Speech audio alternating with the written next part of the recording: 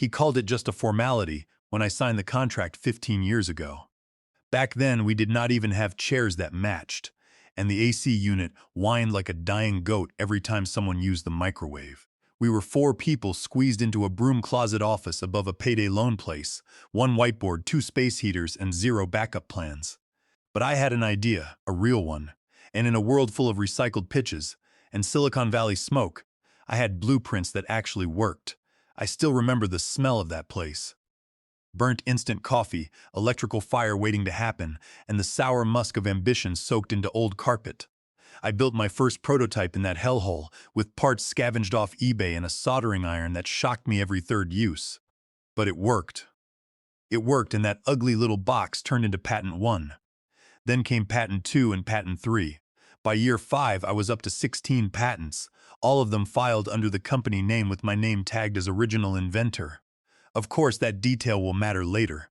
My name is Julian Miller. I am 58 years old, and for a decade and a half, I have been the quiet engine behind Apex Technologies. They gave me a title, eventually lead inventor. No office, no team, but a fancy plaque, and enough freedom to keep doing what I did best, build things that made money. And oh, did they make money? The licensing deals started small. One pharma lab here, one automation firm there. Soon the big boys came sniffing. Defense contracts, manufacturing giants, a few Silicon Valley titans pretending they were not interested, but sending research interns to every single demo I hosted. By the 10th year, the company was not a startup anymore.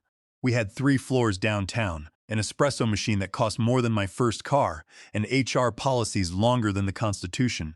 But through it all, I stayed heads down. I never wanted to be a C-suite suit. I did not care for stock options or company retreats. Just give me a lab, a budget, and enough time to make something worth filing. And I did it, again and again. Patent 27 reduced assembly costs for our clients by 19%. Patent 31 improved safety compliance so dramatically that government regulators sent us a formal thank you letter. And Patent 34, that one was the crown jewel. It was an adaptive process flow that basically let any manufacturer switch production lines on the fly without shutting down. That one alone secured $280 million in new contracts. The press called it revolutionary. I called it Tuesday. I was not flashy. I did not do interviews. Hell, I barely remembered to shower some days. But I was the backbone, the engine, and everyone knew it. Not in a billboard or TED stage kind of way. No. It was in the quiet glances during earnings calls, in the way the CFO always made sure I was looped in on compliance documents, and in how legal kept my clauses iron tight when acquisitions circled. Because here is the thing they never say out loud in these corporate places. Without innovation, you are just burning investor money until someone catches on. And I was the damn fire starter. They built an empire on my patents, and I never once missed a filing deadline. I never once took a shortcut that would have risked a claim challenge. Everything I touched was locked down, watertight, and forward compatible. The technology worked, the contracts held, and the company thrived. I should have seen it coming. The shift always starts the same way. Someone mentioned scaling faster. Then the branding changes. New logo, new slogan, new leadership vision. Old faces disappear. Board meetings get longer. Legal reviews get slower, and somewhere in all of that noise, they forget or pretend to forget who built the damn engine that is still keeping the lights on. But in those early days before the knives came out, I was proud. Proud of the work. Proud of the team we had built. I was proud that something I created in a rented storage unit was now keeping thousands of people employed. I had no reason to doubt them. I was not chasing a title. I was not trying to own the company. I just wanted to build things that mattered and be left the hell alone. Turns out that was my first mistake. You cannot expect greedy people to respect quiet work. They see silence as weakness, and they see dedication as something they can exploit for free, until they decide you are too old to keep up with their new slide decks. Before the new corporate management took over, the culture at Apex Technologies was raw but honest. We would spend nights debugging sensors while eating cold pizza off clean room tables. The original founders knew every patent by heart, because they knew the sweat it took to write those mathematical proofs. I spent 4 years developing the core architecture for our telemetry arrays. That meant mapping signal degradation across 8 variables under extreme heat. I had to design test chambers using salvaged heating coils and industrial liquid nitrogen tanks. It was dangerous, exhausting work, but it yielded the foundational IP that would support the company's entire automation suite. When the patent office finally issued our first approvals, there were no champagne bottles or press releases. We just nodded, shook hands, and went back to work on the next challenge. I had a sense of ownership that was not tied to equity. I believed that as long as the machines ran on my formulas, my place in the company was as permanent as the concrete foundation of the building itself. But companies change when they get successful. The engineers who built the first prototypes were slowly replaced by managers who had never touched a soldering iron in their lives. The whiteboards were scrubbed clean of equations and filled with marketing funnels and key performance indicators. I remember walking through the research wing and realizing I did not recognize half the people sitting at the desks. They were younger, dressed in tailored trousers instead of paint-stained jeans, and they spoke in a dialect of corporate jargon that sounded like a foreign language. I remained in my basement lab, surrounded by my oscilloscopes and thermal cameras, believing that my 34 patents were a shield against any corporate reorganization. I was the creator of their entire catalog. Every product they sold was built on my mathematical models. I thought that made me indispensable. I was wrong, of course. In the eyes of the new corporate masters, an inventor is just an expensive expense line on a ledger once the invention is finished. They did not need a creator anymore. They just wanted a custodian to keep the current systems running while they extracted the maximum value for their investment group. I knew something was off the moment I saw his shoes polished like a casket lid and twice as shiny, stepping off that private elevator like he owned the oxygen in the building. Everyone stood when he walked in except me. Not out of protest, but I was just busy trying to stop one of our test rigs from overheating. You know, actually doing something useful. He introduced himself with that slippery, rehearsed kind of charm that leaves your skin feeling sticky even hours later. Gavin Croft was his name. He wanted everyone to call him Gavin, behaving as if we were going to be close friends, as if 15 years of blood, patents, and busted knuckles could be reset with a LinkedIn handshake and a first-name policy. Gavin was an acquisition hire dragged in by the new parent company to streamline innovation and enhance scalability. Translation: make things cheaper, faster, and shinier so some hedge fund could slap it in a deck and milk the valuation. He had a background in sales, which meant he knew how to talk like he knew what he was doing. The only problem was he did not. His resume was stacked with buzzwords and bankruptcies.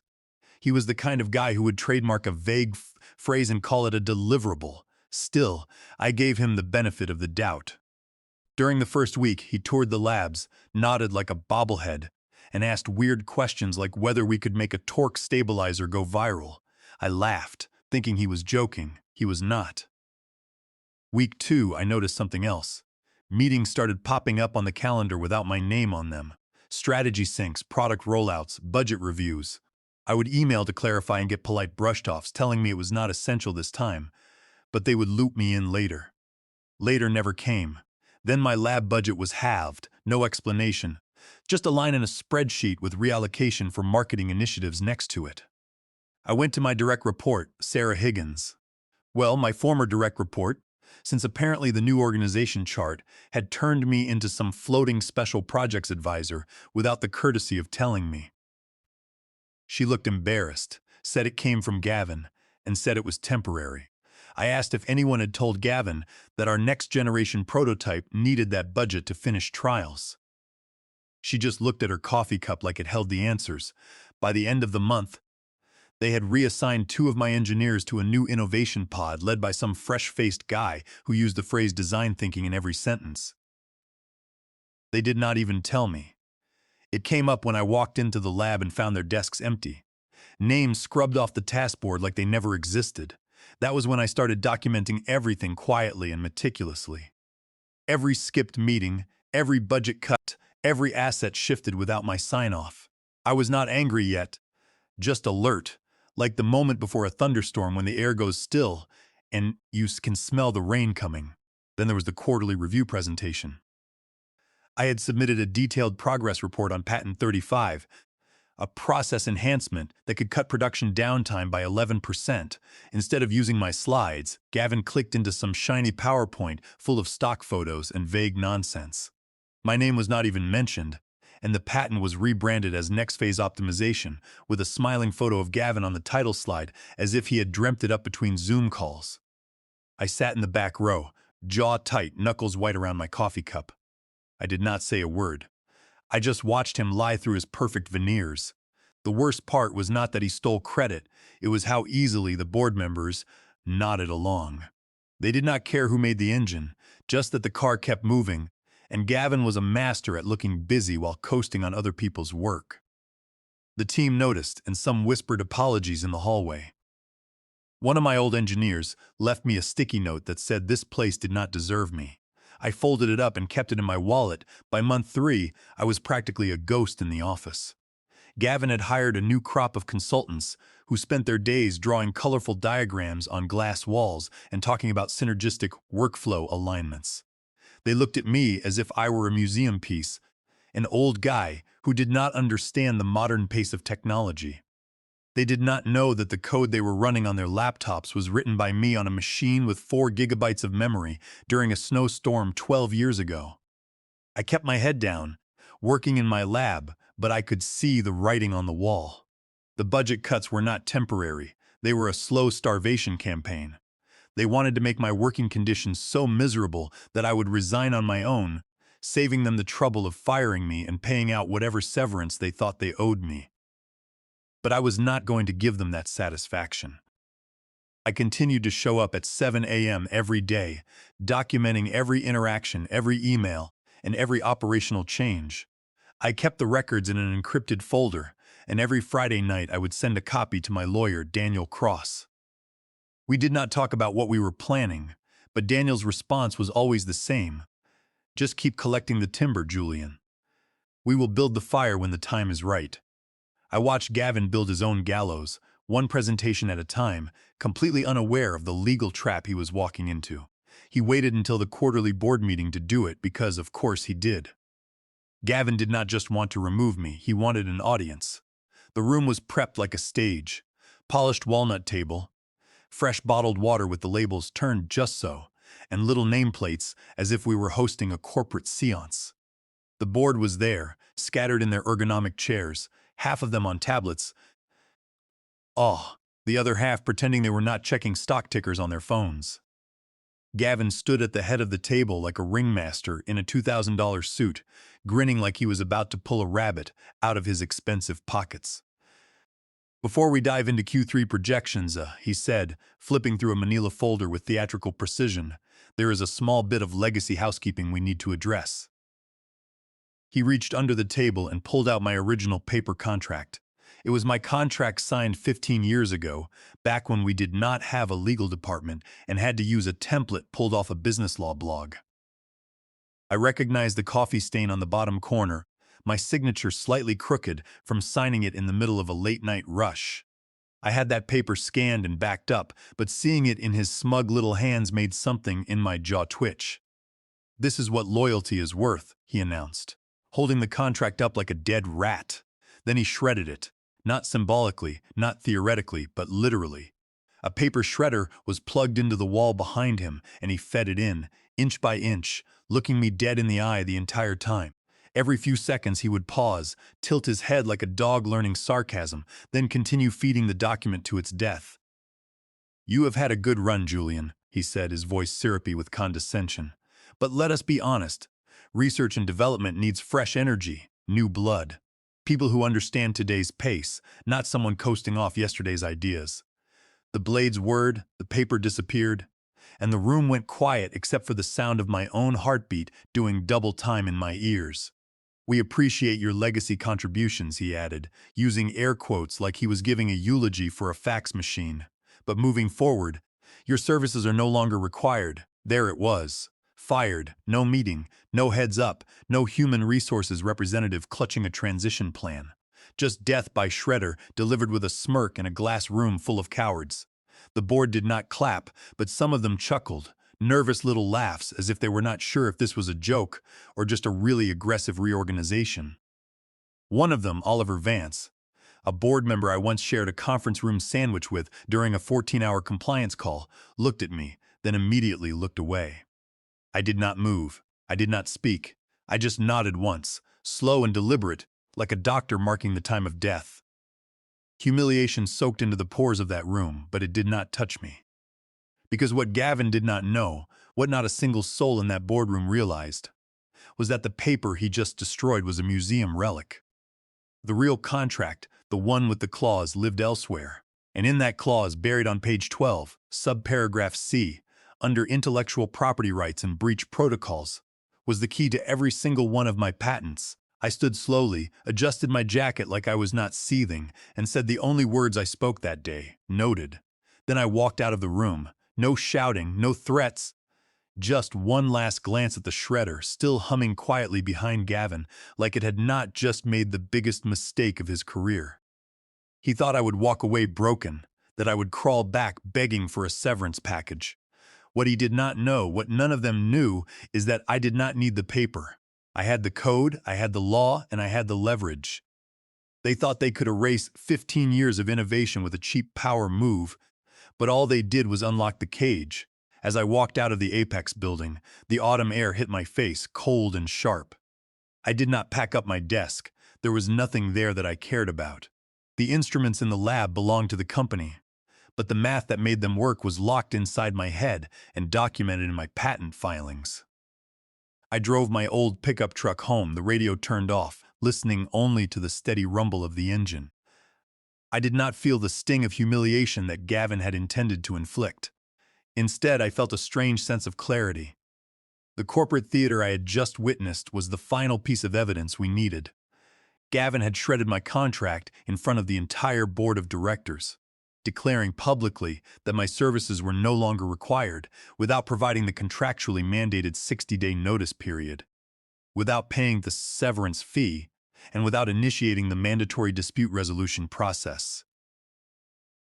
It was a complete, documented breach of the agreement, witnessed by 8 board members, and recorded on the room's digital transcription system. Gavin's desire for a dramatic exit had blinded him to the basic rules of contract law. He thought he was playing the role of a powerful executive, but he was actually acting as our primary witness. I pulled into my driveway, walked into my kitchen, and called Daniel Cross. I told him what happened, describing the shredder and Gavin's speech in detail. Daniel let out a low, satisfied laugh. "The trap is sprung," he said. "Go get some rest, Julian. Tomorrow, we start the fire. It started in year 3, back when the company was still too small to afford an in-house lawyer and too arrogant to admit it. We had just landed our first real contract, licensing my second patent for industrial automation. But it came with a stipulation, proof of clear ownership, clean chain of custody, and no gray areas. That forced us to look under the hood, and what we found was not great. The original intellectual property clauses were vague, gaps big enough to drive a lawsuit through.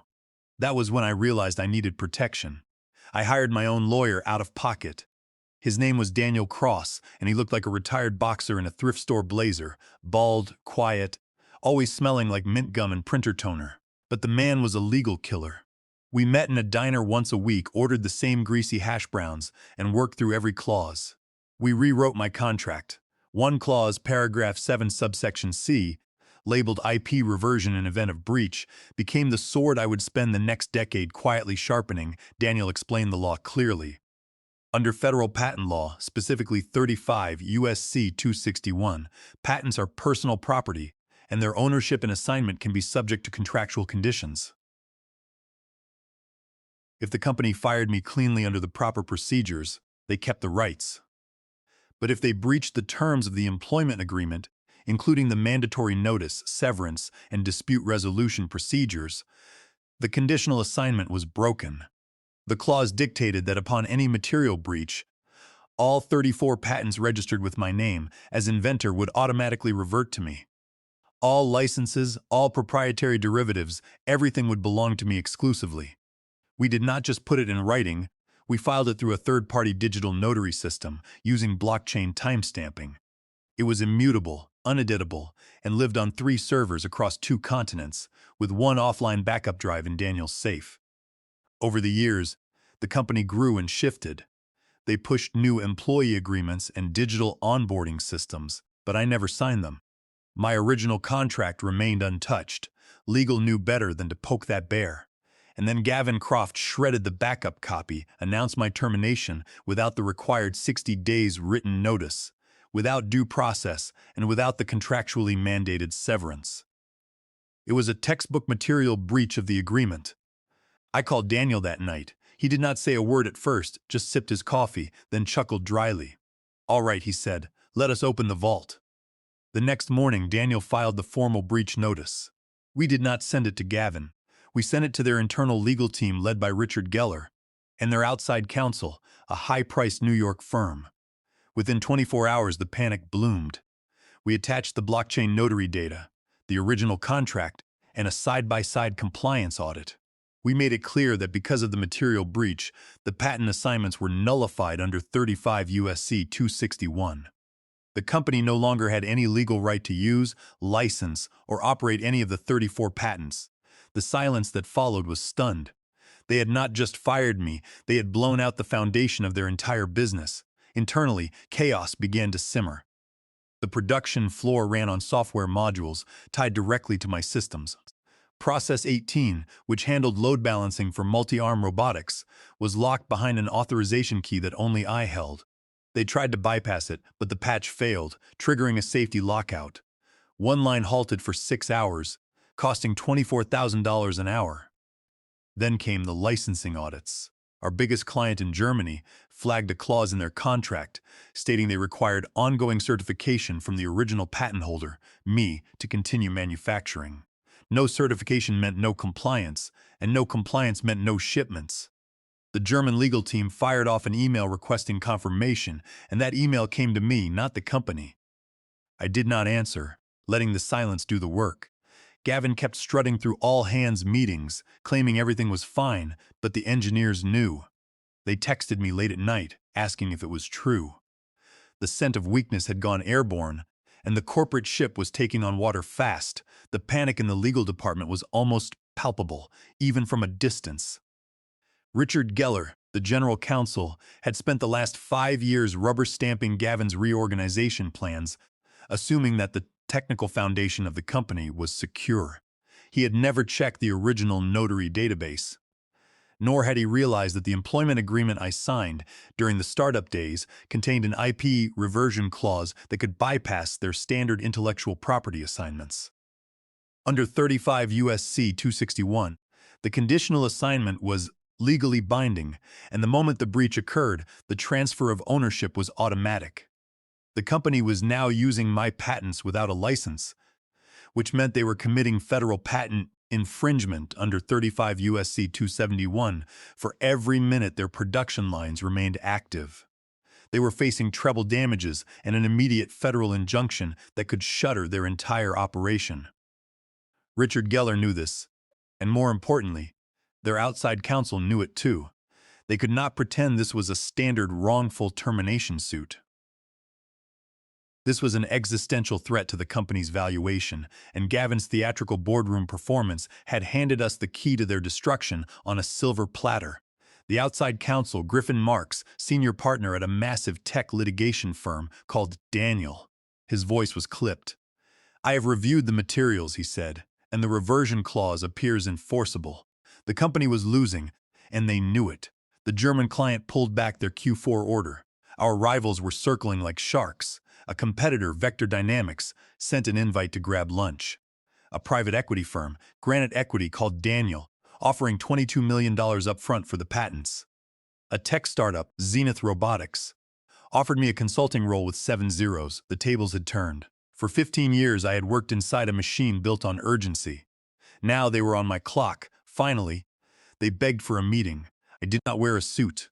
I wore dark jeans, work boots, and a button-down shirt that smelled of coffee. I carried a leather folio. The receptionist froze when I walked in. The boardroom was smaller than I remembered. Corporate spaces shrink once you do not need their approval. Same table, same chairs, same faces, except this time I held the cards. Gavin was there, sleeves rolled up, looking like he had not slept in 3 days. "Julian, appreciate you coming in," he said, trying to smile. "Let us clear the air." I did not sit. I placed the folio on the table and slid two documents forward. One was a patent licensing agreement, the other a statement of intent to transfer the portfolio. Two paths, I said. You license the technology at my rates, or I sell it to your competitors. The room went still. Oliver Vance, the board member, leaned forward. We need time to review. You had time, I said. You had time when Gavin shredded my contract. You had time when your lawyers got the notice. I looked at Gavin. I do not blink. The CFO cleared her throat. How much? I tapped the licensing agreement. $7 million up front. Annual license fee of 25% of net profits. The term is 5 years. Any lapse nullifies the agreement. Gavin scoffed, calling it extortion. No, I said. You are leasing what you do not own. The alternative is you explain to your shareholders why your entire technology stack is controlled by the man you fired. He went pale. The board members who had laughed at my firing were staring at the papers in silence. They asked to reconvene privately. I nodded, closed my folio, and walked out. It took them 47 minutes. They sent a young paralegal to hand me the signed agreement, all pages initialed, ink still drying, with a wire confirmation slip for $7 million attached. I checked my account at sunset. The money was there. I turned off my phone, packed a bag, and drove north. My new lake house was waiting, with glass windows, cedar beams, and a deck stretching over the water. No noise, just the wind and the lake. I threw a folding chair on the deck, poured a drink, and sat down. That was the real reward. Silence, ownership, and freedom. No more stolen meetings, no more corporate politics. Just me and my patents. Gavin kept his job, but every investor call, every product launch will have a footnote. Licensed from the man they fired. I do not need revenge. I am the reminder. I felt like the whole factory, and they will be paying rent for the rest of their lives. Thanks for watching. The transition from the noisy corporate lab to the quiet shores of the lake was seamless. I spent my first week doing nothing but listening to the water lap against the wooden dock. The $7 million transfer was a substantial cushion, but the real comfort came from the knowledge that the 34 patents that defined my career were once again registered in my name.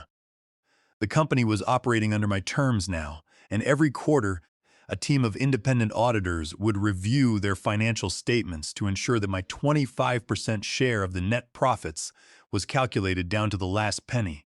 I had established a legal perimeter that they could not cross without triggering another automatic reversion of the license.